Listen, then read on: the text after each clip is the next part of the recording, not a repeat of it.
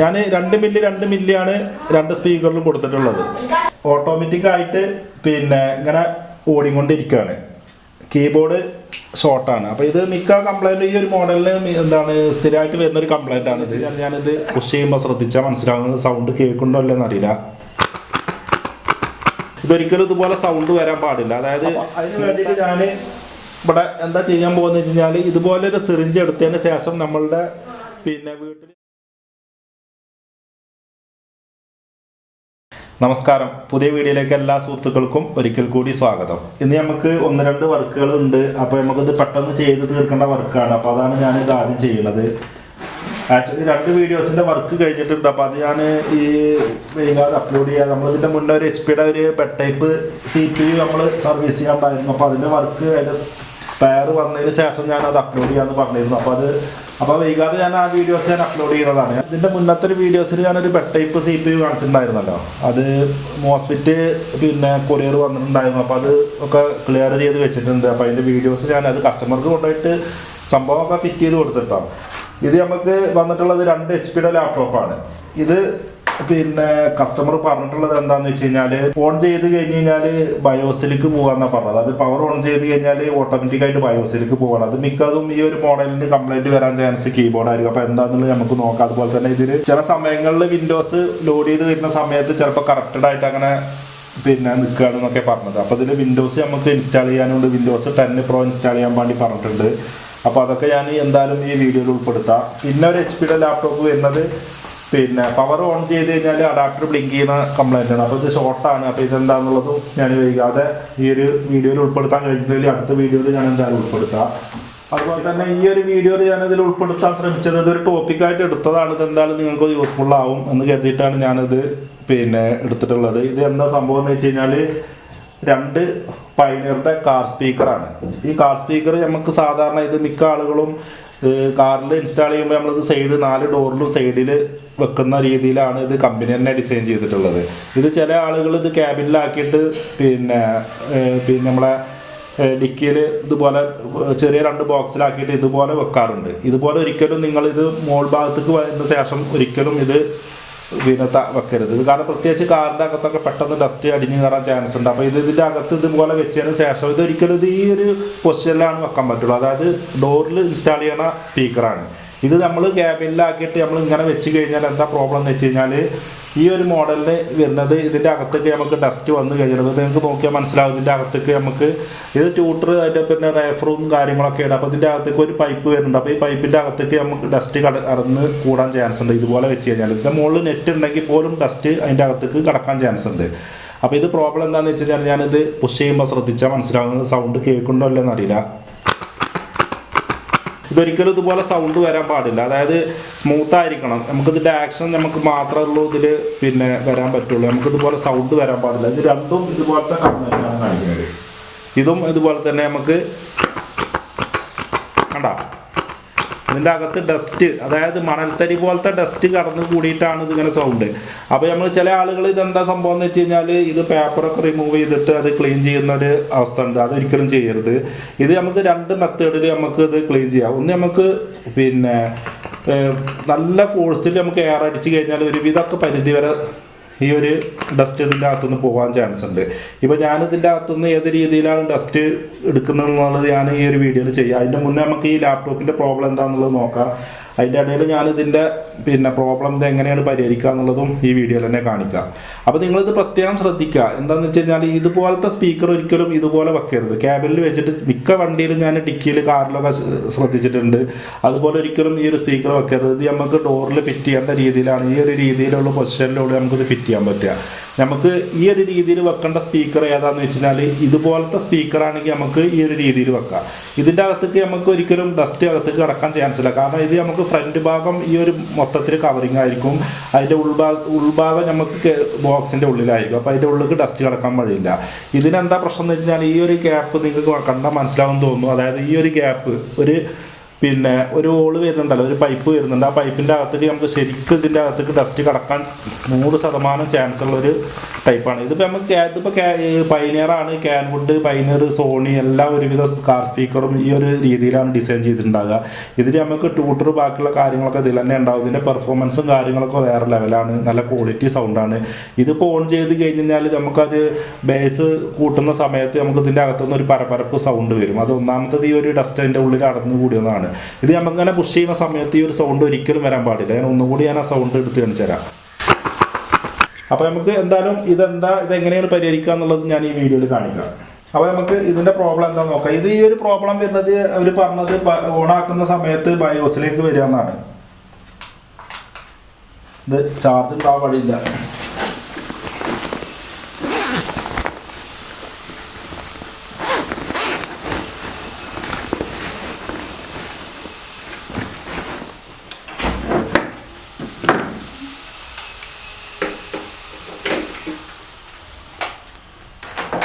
അപ്പോൾ നമുക്കിതൊന്ന് ഓൺ ചെയ്ത് നോക്കാം. അതിൽ ഓൾറെഡി ബാറ്ററി ബാക്കപ്പ് കമ്മിയാണെന്ന് ആൾ പറഞ്ഞിരുന്നു. ഇപ്പോൾ പവർ ഓൺ ആയിട്ടുണ്ട്. ഇതാണ് പ്രോബ്ലം. ഓട്ടോമാറ്റിക്കായിട്ട് ഇങ്ങനെ ഓടിക്കൊണ്ടിരിക്കുകയാണ്. കീബോർഡ് ഷോർട്ടാണ്. അപ്പോൾ ഇത് മിക്ക കംപ്ലൈൻറ്റ് ഈ ഒരു മോഡലിന് സ്ഥിരമായിട്ട് വരുന്നൊരു കംപ്ലൈൻറ്റാണിത്. ഇപ്പോൾ നിന്നിട്ടുണ്ട്. അപ്പോൾ ഓട്ടോമാറ്റിക്കായിട്ട് പിന്നെയും അത് ഓടിക്കൊണ്ടിരിക്കുകയാണ്. അപ്പോൾ നമുക്കത് ഏത് ബട്ടണാണ് ഷോർട്ട് എന്നുള്ളത് നമുക്ക് കണ്ടുപിടിക്കാനും പറ്റില്ല. നമുക്ക് സാധാരണ ഈ ഒരു പ്രോബ്ലത്തിന് കീബോർഡ് റീപ്ലേസ് ചെയ്യുക തന്നെയാണ് നല്ലത്. ഈ ഒരു മോഡൽ നല്ല മിക്ക കീബോർഡ് ഷോർട്ടായി കഴിഞ്ഞാൽ ഇതുപോലെയാണ് കാണിക്കുക. ചിലപ്പോൾ വിൻഡോസ് ലോഡായി വരാതെ നമ്മൾ ഇതേപോലെ ഓട്ടോമാറ്റിക്കായിട്ട് ബയോസിൽ പോകും. അല്ലെങ്കിൽ നമ്മൾ വിൻഡോസ് ലോഡായി വന്നു കഴിഞ്ഞാൽ ഏതെങ്കിലും ലെറ്റർ ഓട്ടോമാറ്റിക്കായിട്ട് ഇങ്ങനെ റണ്ണായിക്കൊണ്ടിരിക്കും. അങ്ങനെയുള്ള പ്രോബ്ലങ്ങളൊക്കെ ഉണ്ടാവാം. അപ്പോൾ ഇനി നമുക്ക് അടുത്തത് എന്താ ചെയ്യേണ്ടതെന്ന് വെച്ച് കഴിഞ്ഞാൽ ഇതിൻ്റെ കീബോർഡ് ഡിസ്കണക്ട് ചെയ്തിട്ടതിന് ശേഷം ഒരു എക്സ്റ്റേണൽ കീബോർഡ് കൊടുത്ത് നമുക്കത് വർക്ക് ചെയ്തിച്ച് നോക്കാം. ഏതൊക്കെ രീതിയിലാണ് എങ്ങനെയൊക്കെയാണ് വർക്ക് ചെയ്യുന്നത് നോക്കാം. അപ്പോൾ ഇതിൻ്റെ മുമ്പ് ഞാനൊരു തോഷിബയുടെ ലാപ്ടോപ്പിൻ്റെ കീബോർഡ് റീപ്ലേസ് ചെയ്തിരുന്നു. അതിന് നമുക്ക് ഇവിടെ 4 ലോക്കുകളായിരുന്നു. 4 ലോക്ക് നമുക്ക് സ്ക്രൂ ഡ്രൈവർ കൊണ്ട് നമുക്ക് തിക്കി കഴിഞ്ഞാൽ ഇവിടെ തന്നെ നമുക്ക് റിമൂവ് ചെയ്യുന്ന രീതിയിലായിരുന്നു ഉണ്ടായിരുന്നത്. അത് തോഷിബ സാറ്റലൈറ്റ് എന്ന് പറഞ്ഞൊരു മോഡലായിരുന്നു. അപ്പോൾ ഞാൻ ആ വീഡിയോയിൽ തന്നെ പറഞ്ഞിരുന്നു നമുക്ക് എല്ലാ ലാപ്ടോപ്പിനും ഈ ഒരു മെത്തേഡായിരിക്കില്ല കീബോർഡ് റിമൂവ് ചെയ്യേണ്ടത്. നമുക്കിപ്പോൾ ഇവിടെ നമുക്ക് 4 ലോക്ക് ഉണ്ടെങ്കിൽ പോലും നമുക്ക് ഇതിൻ്റെ താഴെ സ്ക്രൂ ഉണ്ടാവാൻ ചാൻസ് ഉണ്ട്. അപ്പോൾ അത് ഓരോ ലാപ്ടോപ്പിനും ഓരോ രീതിയിലായിരിക്കും. അപ്പോൾ എല്ലാ ലാപ്ടോപ്പിനും നമുക്ക് കീബോർഡിൻ്റെ അടിയിൽ സ്ക്രൂ ഉണ്ടെങ്കിൽ നമുക്ക് എന്തായാലും ബാക്കിൽ നമുക്കൊന്ന് നോക്കിക്കഴിഞ്ഞാൽ അതിൽ മെൻഷൻ ചെയ്തിട്ടുണ്ടാകും. അപ്പോൾ ഉദാഹരണത്തിന് ഇപ്പോൾ ഇതിൽ തന്നെ നമുക്ക് മെൻഷൻ ചെയ്തിട്ടുള്ളത് CD ഡ്രൈവ്, കീബോർഡ്, റാം, അതുപോലെ തന്നെ വൈഫൈ അഡാപ്റ്റർ. ഈ 4 ഡിവൈസും നമുക്ക് റീപ്ലേസ് ചെയ്യണമെങ്കിലോ മാറ്റണമെന്നുണ്ടെങ്കിൽ നമുക്ക് ഇവിടെ റിമൂവ് ചെയ്യണം എന്നാണ് കാണിച്ചിട്ടുള്ളത്. അപ്പോൾ നമുക്ക് ഈ കീബോർഡിന് എത്ര സ്ക്രൂ ബാക്കിലുണ്ടെന്നുള്ളതൊക്കെ നമുക്ക് നോക്കാം. അപ്പോൾ കീബോർഡ് നമുക്ക് ഫ്രണ്ടിൽ 4 ലോക്ക് എടുത്ത് കഴിഞ്ഞാൽ മിക്ക ലാപ്ടോപ്പിനും ഇപ്പോൾ ലെനോവ അതുപോലെ തന്നെ തോഷിബയുടെ എല്ലാ മോഡലിനും അതേ മെത്തേഡായിരിക്കണം എന്നില്ല.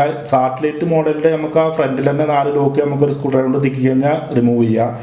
അപ്പോൾ അതിൻ്റെ ബാക്കിൽ നിങ്ങൾക്ക് നോക്കിയാൽ മനസ്സിലാവും കീബോർഡിൻ്റെ ഇതുപോലുള്ള ഐക്കൺ നിങ്ങൾ കാണുകയാണെങ്കിൽ ഒരിക്കലും ആ 4 ലോക്ക് എടുത്തതിന് ശേഷം അവിടെ നമ്മൾ പ്രസ് ചെയ്തിട്ട് എടുക്കരുത്. കീബോർഡ് നാശമായി പോകും. അപ്പോൾ അത് നിങ്ങൾ പ്രത്യേകം ശ്രദ്ധിക്കുക. അപ്പോൾ ആദ്യം നമുക്കിതിൻ്റെ ബാറ്ററി റിമൂവ് ചെയ്യാം. അപ്പോൾ ഈ ഒരു മോഡലിൽ നമുക്ക് ഈ റാം ചേഞ്ച് ചെയ്യണമെങ്കിലും ഹാർഡ് ഡിസ്ക് ചേഞ്ച് ചെയ്യണമെങ്കിലും അതുപോലെ തന്നെ കീബോർഡ് ചേഞ്ച് ചെയ്യണമെങ്കിലും വൈഫൈ ഡോങ്കിൾ ചേഞ്ച് ചെയ്യണമെങ്കിലും നമുക്ക് എന്തായാലും ഫസ്റ്റ് ഇതിൻ്റെ ബാറ്ററി റിമൂവ് ചെയ്യണം. ചില മോഡലിൻ്റെ അങ്ങനെ ആയിരിക്കില്ല. അപ്പോൾ ഏത് മോഡലിൻ്റെ ആണെങ്കിലും നിങ്ങൾ ഫസ്റ്റ് ചെയ്യേണ്ട കാര്യം എന്ന് വെച്ചാൽ ബാറ്ററി റിമൂവ് ചെയ്ത് മാറ്റി വെക്കുക. അപ്പോൾ ഈ ഒരു മോഡലിൻ്റെ നമുക്ക് ഇതിൽ ഏത് മാറ്റണം എന്നുണ്ടെങ്കിലും നമുക്ക് ഫസ്റ്റ് ബാറ്ററി റിമൂവ് ചെയ്യണം. കാരണം എന്താണെന്ന് വെച്ച് കഴിഞ്ഞാൽ ഈ ഒരു സ്ക്രൂ റിമൂവ് ചെയ്യണമെന്നുണ്ടെങ്കിൽ ബാറ്ററി ആദ്യം എടുക്കണം. അപ്പോൾ നമുക്ക് ഇതിൻ്റെ കീബോർഡ് നമുക്ക് ഇതൊന്ന് ഡിസ്കണക്ട് ചെയ്തിടാം. അതിന് വേണ്ടിയിട്ട് നമുക്ക് വേണ്ടത് സ്ക്രൂ ഡ്രൈവർ. ഇതുപോലത്തെ മൈനസ് സ്ക്രൂ ഡ്രൈവർ ഉണ്ടെങ്കിൽ ബെറ്ററാണ് കീബോർഡ് നമുക്ക് ആ ഫ്രണ്ടിലുള്ള ലോക്ക് റിമൂവ് ചെയ്യാൻ വേണ്ടിയിട്ട്.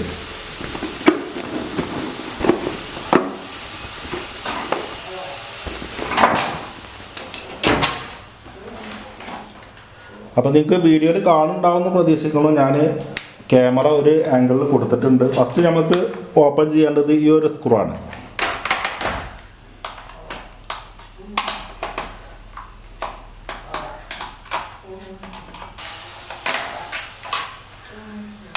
ഈ ഒരു സ്ക്രൂ റിമൂവ് ചെയ്ത് കഴിഞ്ഞാൽ നമുക്ക് കീബോർഡിൻ്റെ സ്ക്രൂ വരുന്നത് ഒരെണ്ണം ഇവിടെയാണ്. അപ്പോൾ നമുക്കിവിടെ നോക്കിയാൽ നിങ്ങൾക്ക് മനസ്സിലാവും കീബോർഡിൻ്റെ ഒരു ഐക്കൺ ഇവിടെ വന്നിട്ടുണ്ട്. അപ്പോൾ അതിനോട് ചേർന്നിട്ട് ഒരു സ്ക്രൂ ഉണ്ടായിരിക്കും, ആ സ്ക്രൂ റിമൂവ് ചെയ്യുക.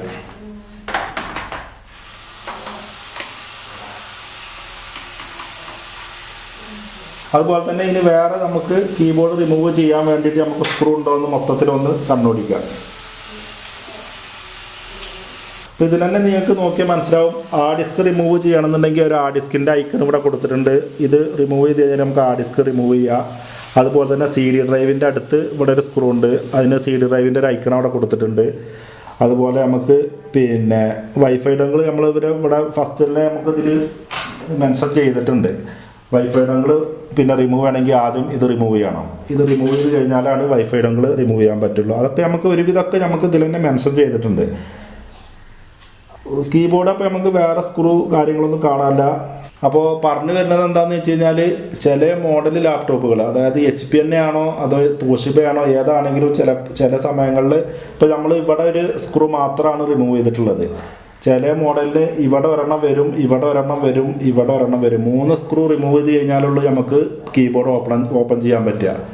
അപ്പോൾ അത് നിങ്ങൾ ശ്രദ്ധിക്കുക. അപ്പോൾ നമുക്ക് ഈ ഒരു മോഡലിൽ നമുക്ക് ഒരു സ്ക്രൂ മാത്രമേ ഉള്ളൂ കാണിക്കുന്നത്. അതിന് ശേഷം നമ്മൾ അപ്പോൾ അതിനായിട്ട് നമ്മൾ ഇതുപോലത്തെ മൈനസ് സ്ക്രൂ ഡ്രൈവർ എടുക്കുക, നൈസായിട്ടുള്ളത്. അതിന് ശേഷം നമ്മൾ ജസ്റ്റ് ഇതിനകത്തൊന്ന് പ്രസ് ചെയ്തതിന് ശേഷം ഒന്ന് തള്ളി കൊടുത്തതിന് ശേഷം നമുക്ക് വിരൽ കൊണ്ട് പിടിക്കാൻ കഴിയുന്നില്ല എന്നുണ്ടെങ്കിൽ നമ്മൾ ഇതുപോലത്തെ ഒരു സ്ക്രൂ ഡ്രൈവർ എടുത്തിട്ട് ഒന്ന് സപ്പോർട്ട് കൊടുക്കുക. ഈ ഫസ്റ്റ് ലോക്കിന് മാത്രമേ ഉള്ളൂ ഈ സ്ക്രൂ ഡ്രൈവറിൻ്റെ ആവശ്യം വരിക, പിന്നെ ഒന്നും ആവശ്യമില്ല. നമ്മൾ ജസ്റ്റ് വിരൽ കൊണ്ട് ഒരിക്കലും ഇത് പ്രസ് ചെയ്തിട്ട് വലിക്കരുത്, കാരണം വർക്ക് ചെയ്യുന്ന കീബോർഡ് ആണെങ്കിൽ ട്രാക്ക് പോകാൻ ചാൻസ് ഉണ്ട്. അപ്പോൾ നിങ്ങളത് പ്രത്യേകം ശ്രദ്ധിക്കുക. ഇതുപോലത്തെ ഒരു മൈനസ് സ്ക്രൂ ഡ്രൈവർ എടുത്തതിന് ശേഷം ഈ ഒരു ഗ്യാപ്പിൽ വെച്ചതിന് ശേഷം ഇത് ഇവിടുന്ന് എടുത്തിട്ട് രണ്ടാമത്തെ ലോക്ക് ഇത് പ്രസ് ചെയ്യുക. രണ്ടാമത്തെ ലോക്ക് ഇത് ഇവിടെ പൊന്തി കഴിഞ്ഞാൽ പിന്നെ നമുക്ക് വിരലുകൊണ്ട് നമ്മൾ ജസ്റ്റ് പൊന്തിച്ച് ഇതുപോലെ എടുക്കാം.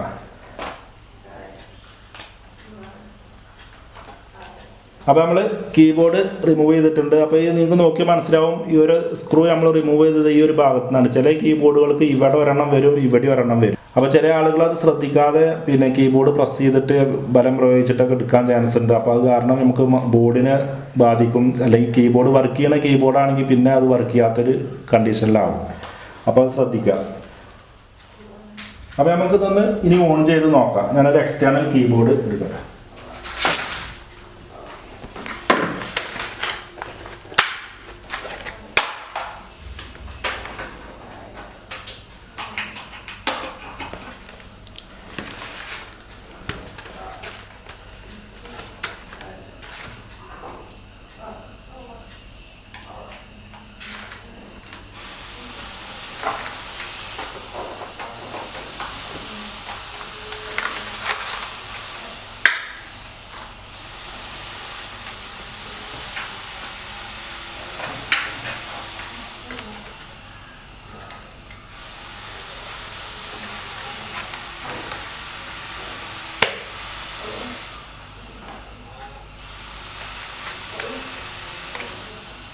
ഇപ്പോൾ ആ പ്രോബ്ലം കീബോർഡിൻ്റെ ഷോർട്ട് ആയിരുന്നു, അത് കാരണമായിരുന്നു അത് ഓട്ടോമാറ്റിക്കായിട്ട് ഇതുപോലെ നമുക്ക് ഇങ്ങനെ റണ്ണായിക്കൊണ്ടിരിക്കുന്ന ഒരു പ്രോബ്ലം ആയിട്ടുണ്ടായിരുന്നു.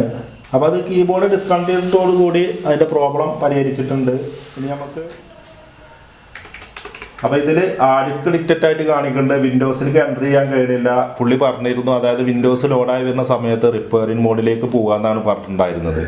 അപ്പോൾ നമുക്കിതിൽ വിൻഡോസ് 10 Pro എങ്ങനെ ഇൻസ്റ്റാൾ ചെയ്യുക എന്നുള്ളതൊക്കെ നമുക്ക് സ്റ്റെപ്പായിട്ട് ഞാൻ വഴിയായി ഈ വീഡിയോയിൽ തന്നെ കാണിക്കാം. അപ്പോൾ ഈ ഒരു പെൻഡ്രൈവിലുള്ളത് വിൻഡോസ് 10 Pro ആണ്. അപ്പോൾ ഇതിൻ്റെ മുന്നത്തെ അല്ല പണ്ടത്തെ ഒരു ചാനലിൽ കാണിച്ചിരുന്നു വിൻഡോസ് 7 ഒക്കെ എങ്ങനെ ഇൻസ്റ്റാൾ ചെയ്യുക, അത് ഡൗൺലോഡ് ചെയ്തിട്ട് എങ്ങനെയാണ് അത് പെൻഡ്രൈവിലേക്ക് ബൂട്ടബിൾ ആക്കുക എന്നുള്ളതിനെ കുറിച്ചിട്ട്. അപ്പോൾ ഞാനൊരു വീഡിയോ വിൻഡോസ് 11 Pro ഡൗൺലോഡ് ചെയ്ത് വെച്ചിട്ടുണ്ട്. അപ്പോൾ അത് ഞാൻ ഡൗൺലോഡ് ചെയ്യുന്ന സൈറ്റും അതുപോലെ തന്നെ അതെങ്ങനെ ബൂട്ടബിൾ ആക്കുക എന്നുള്ളതൊക്കെ ഞാൻ അടുത്തൊരു വീഡിയോയിൽ ഡീറ്റെയിൽ ആയിട്ട് കാണിക്കാം. അപ്പോൾ നമുക്ക് എങ്ങനെയാണ് വിൻഡോസ് ലോഡ് ചെയ്യുക, അത് ഇൻസ്റ്റാളിങ് കാര്യങ്ങളൊക്കെ എങ്ങനെയാണ് സ്റ്റെപ്പായിട്ടൊക്കെ ഞാൻ ഉൾപ്പെടുത്താൻ ശ്രമിക്കാം. ഈ ക്യാമറ ജസ്റ്റ് ഞാൻ ഫ്രണ്ടിലേക്ക് ഒന്ന് മൂവ് ചെയ്ത് വെച്ചിട്ടുണ്ട്. ഡിസ്പ്ലേ സ്ക്രീന് ഫോക്കസ് ആണെന്ന് വിചാരിക്കുന്നു. അപ്പോൾ ഞാൻ ഇത് കണക്ട് ചെയ്യാൻ പോവുകയാണ്. പെൻഡ്രൈവ് കണക്ട് ചെയ്തതിന് ശേഷം നമുക്ക് സിസ്റ്റം ഒന്ന് റീസ്റ്റാർട്ട് ചെയ്യാം. എങ്കിലുള്ളത് നമുക്ക് ബയോസിൽ അത് USB ഡിക്റ്റഡ് ആയിട്ട് കാണിക്കാം. അപ്പോൾ ഞാനിത് കൺട്രോൾ ആൾട്ട് ഡിലീറ്റ് കൊടുത്ത് റീസ്റ്റാർട്ട് ചെയ്യുകയാണ്. തുടരെ F10 പ്രസ് ചെയ്യുക. അതായത് ഈ മോഡൽ നമുക്ക് ബയോസിലേക്ക് എൻ്റർ ചെയ്യാൻ വേണ്ടിയിട്ട് F10 ആണ് വരിക.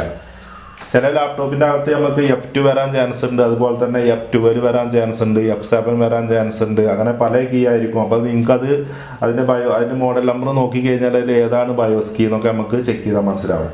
അപ്പോൾ ഇത് നമുക്ക് ബയോസിലേക്ക് കടക്കാൻ F10 ആണ്. അതേപോലെ തന്നെ ബൂട്ടബിൾ സെലക്ട് ഡിവൈസ് കൊടുക്കാൻ വേണ്ടിയിട്ട് നമുക്ക് F9 യൂസ് ചെയ്യാം. അപ്പോൾ ഞാൻ അതിൽ ചെയ്തിരുന്നില്ല. ഞാൻ F10 പോയതിനു ശേഷം ഞാനത് പിന്നെ ഡിവൈസ് റെഡിക്റ്റഡ് ആയിട്ടുണ്ടോ കാര്യങ്ങളൊക്കെ എങ്ങനെയാണെന്നൊക്കെ ഉള്ളതിൽ കാണിക്കാം. അപ്പോൾ ഈ ഒരു മോഡലിൽ നമ്മൾ വന്നു കഴിഞ്ഞാൽ സിസ്റ്റം കോൺഫിഗറേഷൻ എന്ന് പറഞ്ഞിട്ടുള്ള ഒരു സ്റ്റെപ്പിലേക്ക് വരിക. അതിനുശേഷം ഏറ്റവും താഴെ ബൂട്ട് ഓപ്ഷൻ പോയിട്ട് എൻ്റർ കൊടുക്കുക. അപ്പോൾ അതിലും ഏറ്റവും താഴെ ബൂട്ട് ഓർഡർ എന്ന് പറഞ്ഞിട്ടൊരു ഓപ്ഷൻ വരും, അതും എൻ്റർ കൊടുക്കുക.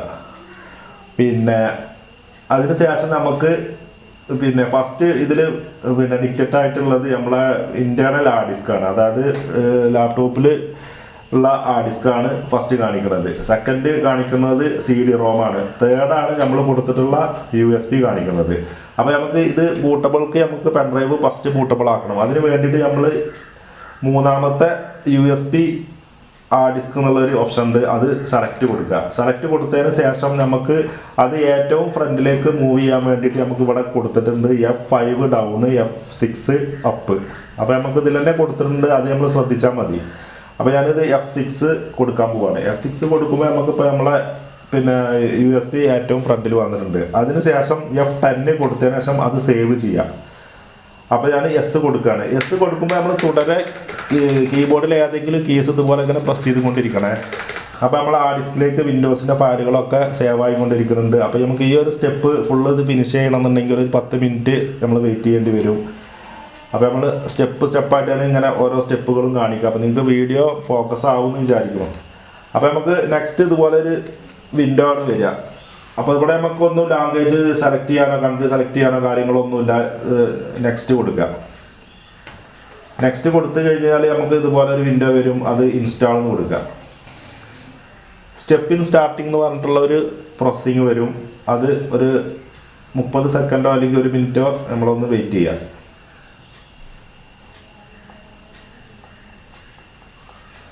അപ്പോൾ നെക്സ്റ്റ് നമുക്കൊരു ആക്ടിവേറ്റ് കീ അടിക്കേണ്ട ഒരു പേജ് വരും. അപ്പോൾ നമ്മളത് സ്കിപ്പ് ചെയ്യാം, കാരണം നമ്മളെ ഒറിജിനൽ വെർഷനൊന്നല്ലല്ലോ. അതിനുശേഷം നമ്മളുടെ ബൂട്ടബിൾ പെൻഡ്രൈവിൽ 2 OS ആണുള്ളത്, Windows 10 Pro അതുപോലെ തന്നെ Windows 10 Home ആണുള്ളത്. അപ്പോൾ ഞാൻ Windows 10 64 ബിറ്റ് ഏറ്റവും മേലെ തന്നെ സെലക്ട് കൊടുത്ത് നെക്സ്റ്റ് കൊടുക്കുക. നെക്സ്റ്റ് കൊടുക്കുന്നതോടുകൂടി നമുക്കൊരു ലൈസൻസ് എഗ്രിമെൻറ്റ് അക്സെപ്റ്റ് ചെയ്യാൻ വേണ്ടിയിട്ട് ഒരു പേജ് വരും. അപ്പോൾ ഇത് എന്താണെന്ന് വെച്ച് കഴിഞ്ഞാൽ നമ്മളുടെ വിൻഡോസ് നമ്മൾ ഒറിജിനൽ വെർഷൻ എന്നല്ല, നമ്മൾ പിന്നെ കോപ്പി വെർഷനാണ്. അപ്പോൾ നമ്മൾ ഇതിലുണ്ടാകുന്ന നേരിട്ട എന്തെങ്കിലും ലീഗലായിട്ടുള്ള പ്രോബ്ലങ്ങളൊക്കെ വന്നു കഴിഞ്ഞാൽ നമ്മൾ നേരിട്ടേണ്ട കാര്യങ്ങളൊക്കെ കുറിച്ചിട്ടാണ്. അപ്പോൾ ഇതൊക്കെ വായിച്ച് പഠിച്ചതിന് ശേഷം നമ്മളിവിടെ അക്സെപ്റ്റ് ലൈസൻസ് ടേംസ് എന്ന് പറഞ്ഞിട്ടുള്ളൊരു ചെക്ക് ബോക്സ് വരും, അത് ടിക്ക് കൊടുത്തതിന് ശേഷം നെക്സ്റ്റ് കൊടുക്കുക. അടുത്തത് നമുക്ക് ഇതുപോലെ ആയിരിക്കും വരെ നമുക്ക് കോസ്റ്റം ഇൻസ്റ്റാൾ വിൻഡോസ് ഓൺലി പിന്നെ അഡ്വാൻസ് എന്നുള്ളത് രണ്ടാമത്തെ ഓപ്ഷൻ സെലക്ട് കൊടുക്കുക.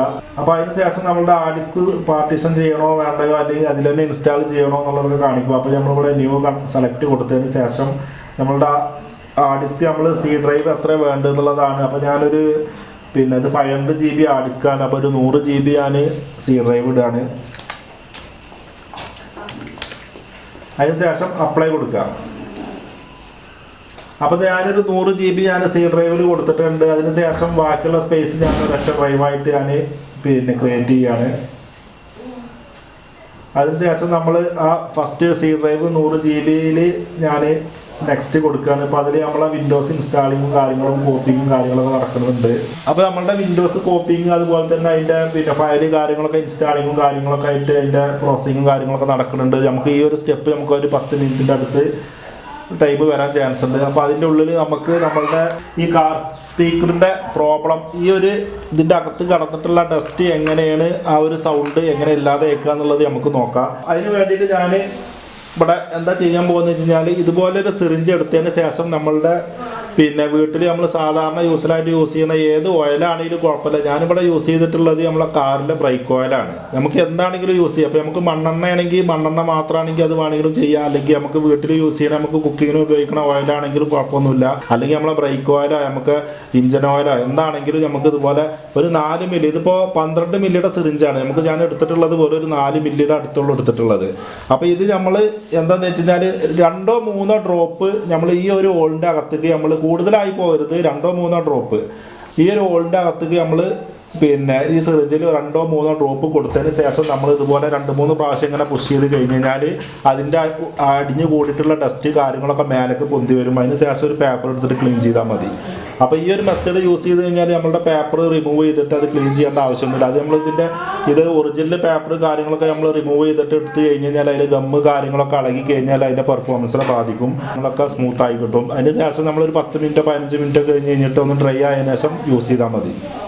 അപ്പോൾ നമുക്ക് അതെങ്ങനെ ചെയ്യാൻ നോക്കാം. അപ്പോൾ നമ്മളെ വിൻഡോസ് കാര്യങ്ങളൊക്കെ ഒരു 50% ആയിട്ടുണ്ട്. അപ്പോൾ ഈ ഒരു സ്റ്റെപ്പ് കഴിയാറായി. ഈ സ്റ്റെപ്പ് കഴിഞ്ഞ് കഴിഞ്ഞാൽ അടുത്തത് നമുക്ക് വേറെ ഒന്നും ചെയ്യാനില്ല. നമുക്ക് അതിൻ്റെ ഡ്രൈവ് കാര്യങ്ങളൊക്കെ ഇൻസ്റ്റാൾ ചെയ്യേണ്ടതേ ഉള്ളൂ.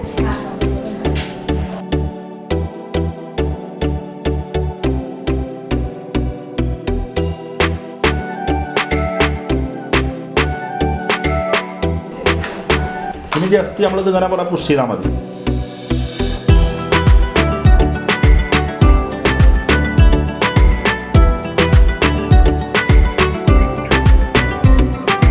അതേപോലെ അടുത്തത് കൊടുക്കുക.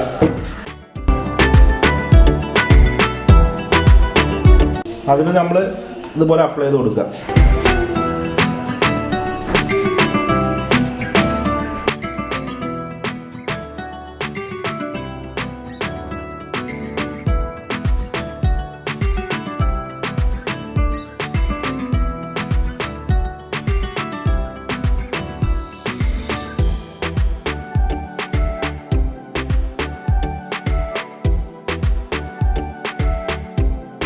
ഞാൻ 2 മില്ലിയാണ് 2 സ്പീക്കറിൽ കൊടുത്തിട്ടുള്ളത്.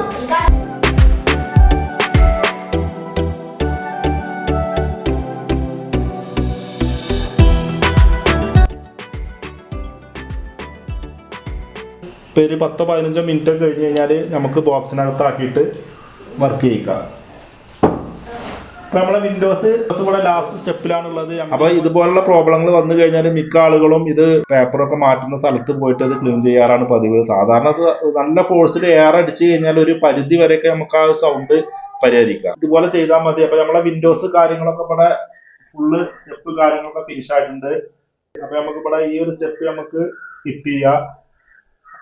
വീണ്ടും നമുക്ക് വൈഫൈ കണക്ട് ചെയ്യണോ, വൈഫൈയുടെ നെയിം കാര്യങ്ങളൊക്കെ വന്നിട്ടുണ്ട്. അപ്പോൾ അത് നമുക്ക് വേണ്ട, അത് സ്കിപ്പ് കൊടുക്കുക. സ്കിപ്പ് കൊടുത്തതിന് ശേഷം നമുക്ക് കസ്റ്റമൈസ് സെറ്റിങ്സ് എന്ന് പറഞ്ഞ ഒരു ഓപ്ഷൻ വരും, അത് കൊടുക്കുക. നമുക്ക് ഈ ഒരു കാണുന്ന പിന്നെ പെർമിഷനൊക്കെ നമ്മൾ ഡിസേബിൾ ചെയ്തിട്ട് ഇടാം. വീണ്ടും നെക്സ്റ്റ് കൊടുക്കുക. വീണ്ടും നമുക്ക് വേറെ കുറച്ച് പെർമിഷന് വരും. അതും പിന്നെ ഇത് വേണമെന്നുണ്ടെങ്കിൽ നമുക്ക് പിന്നെ ബ്രൗസിങ് നമുക്ക് ഓട്ടോമാറ്റിക്കായിട്ട് അപ്ഡേറ്റ് ചെയ്യണോ, അതേപോലെ തന്നെ വിൻഡോസ് ഓട്ടോമാറ്റിക്കായിട്ട് അപ്ഡേറ്റ് ചെയ്യണോ കാര്യങ്ങളൊക്കെയാണ്. ഇത് നമ്മൾ ഡിസേബിൾ ചെയ്തിട്ടാലും നമ്മൾ വിൻഡോസ് 10 വിൻഡോസ് 8.1 ഒക്കെ നമുക്ക് ഓട്ടോമാറ്റിക്കായിട്ട് അപ്ഡേറ്റ് നടന്നുകൊണ്ടിരിക്കും. അതൊക്കെ ഒരു പരിധി വരെ തന്നെ ഉള്ളൂ തടയാൻ കഴിയുക. അപ്പൊ നമുക്ക് അടുത്ത സ്റ്റെപ്പ് വരുന്നത് നമുക്ക് നമ്മളെ നെയിമാണ്. അപ്പൊ എന്തെങ്കിലും നെയിം എന്താ വെച്ചെങ്കിൽ അത് കൊടുക്കുക. ഞാൻ ജസ്റ്റ് യൂസറിന് മാത്രമാണ് കൊടുക്കുന്നത്. വീണ്ടും നെക്സ്റ്റ് കൊടുക്കുക. ഈ കാര്യങ്ങളൊക്കെ നമുക്ക് ഫില്ല് ചെയ്യേണ്ട ആവശ്യമില്ല. അപ്പോൾ നമ്മുടെ വിൻഡോസ് കാര്യങ്ങളൊക്കെ 100% ഫിനിഷിങ് കാര്യങ്ങളൊക്കെ ആയി. ഇതിന്റെ മാനുവൽ ആയിട്ടുള്ള ആപ്സ് കാര്യങ്ങളൊക്കെ ഇൻസ്റ്റാൾ ആയിക്കൊണ്ടിരിക്കുകയാണ്. ഇനി നമുക്ക് ഇതിന്റെ ഡ്രൈവ് കാര്യങ്ങളൊക്കെയാണ്. അത് ഞാൻ സാധാരണ നെറ്റ് കണക്ട് ചെയ്തിട്ട് ഞാൻ അപ്ഡേറ്റ് ചെയ്യാറാണ് പതിവ്. അതായത് ഓൺലൈനിൽ തന്നെ അപ്ഡേറ്റ് ചെയ്യലാണ്. വീഡിയോ ഇഷ്ടപ്പെട്ട് കഴിഞ്ഞാൽ ലൈക്ക് ചെയ്യുക, ഷെയർ ചെയ്യുക, സബ്സ്ക്രൈബ് ചെയ്യുക. നിങ്ങൾ എന്തായാലും വീഡിയോ സബ്സ്ക്രൈബ് ചെയ്യട്ടെ. നമ്മൾ ഇതുപോലുള്ള ഓരോ ടിപ്പുകളൊക്കെ നമ്മൾ ഈ ചാനലിൽ നമ്മൾ ഉൾപ്പെടുത്തുന്നതാണ്. സോ നെക്സ്റ്റ് ഇതിലും നല്ലൊരു ടെക്നോളജി വീഡിയോ ആയിട്ട് വീണ്ടും വരാം. ബൈ.